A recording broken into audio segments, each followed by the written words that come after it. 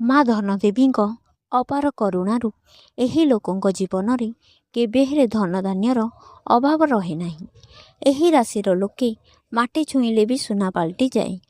ବୁଡ଼ି ଯାଇଥିବା କାମ ବି ଉନ୍ନତିର ବାଟ ଦେଖାଦିଏ। ଘରଦ୍ୱାର, ଜମିବାଡ଼ି, ଟଙ୍କା, ସୁନା ଗହଣା କେଉଁଥିରେ ଏହି ରାଶିର ଲୋକମାନଙ୍କୁ ଅଭାବ ହୋଇନଥାଏ। ଆମ ସୌରମଣ୍ଡଳର ପ୍ରତ୍ୟେକ ରାଶି ଉପରେ କୌଣସି ନା କୌଣସି ଦେବୀ କିମ୍ବା ଦେବତାଙ୍କ ବିଶେଷ ପ୍ରଭାବ ରହିଥାଏ।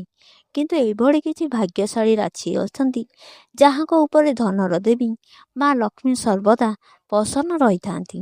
ମା ଧନର ଦେବୀଙ୍କ ଅପାର କରୁଣାରୁ ଏହି ଲୋକଙ୍କ ଜୀବନରେ କେବେ ହେଲେ ଧନଧାନ୍ୟର ଅଭାବ ରହେ ନାହିଁ। ଏହି ରାଶିର ଲୋକେ ମାଟି ଛୁଇଁଲେ ବି ସୁନା ପାଲଟିଯାଏ। ବୁଡ଼ି ଯାଇଥିବା କାମ ବି ଉନ୍ନତିର ବାଟ ଦେଖାଦିଏ। ଘରଦ୍ୱାର, ଜମିବାଡ଼ି, ସୁନା ଗହଣା କେଉଁଥିରେ ଏହି ରାଶି ଲୋକଙ୍କୁ ଅଭାବ ହୋଇନଥାଏ। ତେବେ ଆସନ୍ତୁ ଜାଣିବା ସେହି ଭାଗ୍ୟଶାଳୀ ରାଶି ଗୁଡ଼ିକ ବିଷୟରେ। ବୃଷ ରାଶି। ଏହି ତାଲିକାରେ ପ୍ରଥମେ ଆସୁଛନ୍ତି ବୃଷ ରାଶି ଜାତକର ବ୍ୟକ୍ତିବିଶେଷ। ବୃଷ ରାଶିର ଅଧିପତି ହେଉଛନ୍ତି ଗ୍ରହର ରାଜା ଶୁକ୍ର, ଯିଏକି ଧନ, ବୈଭବ, ଭୌତିକ ସୁଖ ଏବଂ ଐଶ୍ୱର୍ଯ୍ୟର କାରକ। ମା ଲକ୍ଷ୍ମୀଙ୍କ ବିଶେଷ ଆଶୀର୍ବାଦ ଯୋଗୁଁ ବୃଷ ରାଶିର ଲୋକମାନଙ୍କୁ ନିଜ ଜୀବନରେ କେବେ ହେଲେ ଆର୍ଥିକ ଅନଟନର ସାମ୍ନା କରିବାକୁ ପଡ଼ିନଥାଏ। ଆର୍ଥିକ ଦିଗରୁ ସମୃଦ୍ଧି ହୋଇଥିବାରୁ ଏମାନେ ନିଜ ପରିବାରରେ ପ୍ରତ୍ୟେକ ଛୋଟ ବଡ଼ ଆବଶ୍ୟକତାକୁ ଖୁବ୍ ସହଜରେ ପୂରଣ କରନ୍ତି। କର୍କଟ ରାଶି। ଏହି ରାଶିର ସ୍ୱାମୀ ଗ୍ରହ ହେଉଛନ୍ତି ଚନ୍ଦ୍ରମା। ଜ୍ୟୋତିଷଙ୍କ ଚନ୍ଦ୍ରକୁ ଏକ ଶୁଭ ଗ୍ରହ ଭାବରେ ଗଣନା କରାଯାଏ, ଯିଏ ନିଜ ଜାତକଧାରୀଙ୍କୁ ସର୍ବଦା ସକାରାତ୍ମକ ଫଳ ପ୍ରଦାନ କରନ୍ତି। କର୍କଟ ରାଶିର ଲୋକମାନେ ଅତ୍ୟନ୍ତ ପରିଶ୍ରମୀ ଏବଂ ନିଷ୍ଠାବାନ ହୋଇଥାନ୍ତି। ମାଙ୍କ କୃପାରୁ ଦୃଷ୍ଟି ଏମାନଙ୍କ ଉପରେ ସବୁବେଳେ ରହିଥାଏ, ଯାହାଫଳରେ ଏମାନଙ୍କ ଆର୍ଥିକ ସ୍ଥିତି ସୁଦୃଢ଼ ରହେ।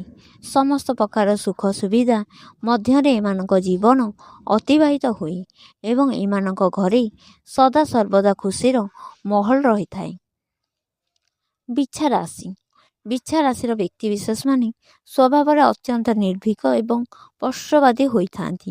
ଏମାନେ କେଉଁ କାମ ହାତକୁ ନିଅନ୍ତୁ ତାହା ପୂର୍ଣ୍ଣ ଦୃଢ଼ତା ଏବଂ ଏକାଗ୍ରତା ସହ ଶେଷ କରନ୍ତି ଏବଂ ସେଥିରେ ସଫଳତା ମଧ୍ୟ ପାଆନ୍ତି।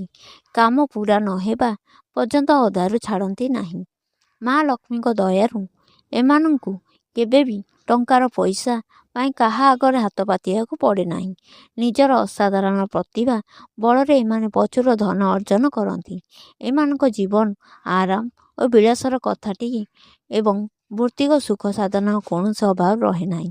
ଶାସ୍ତ୍ର ଅନୁସାରେ ଏହି ତିନୋଟି ରାଶିର ବ୍ୟକ୍ତିମାନେ ଯଦି ନିୟମିତ ଭାବେ ମା ଲକ୍ଷ୍ମୀଙ୍କ ଆରାଧନା କରନ୍ତି ଏବଂ ଗୁରୁବାର ଦିନ ମାଙ୍କ ବିଶେଷ ପୂଜା କରନ୍ତି, ତେବେ ଏମାନଙ୍କ ଭାଗ୍ୟ ଆହୁରି ଚମକିଥାଏ ଏବଂ ଲକରକୁ ଟଙ୍କା କେବେ ଶେଷ ହୋଇନଥାଏ।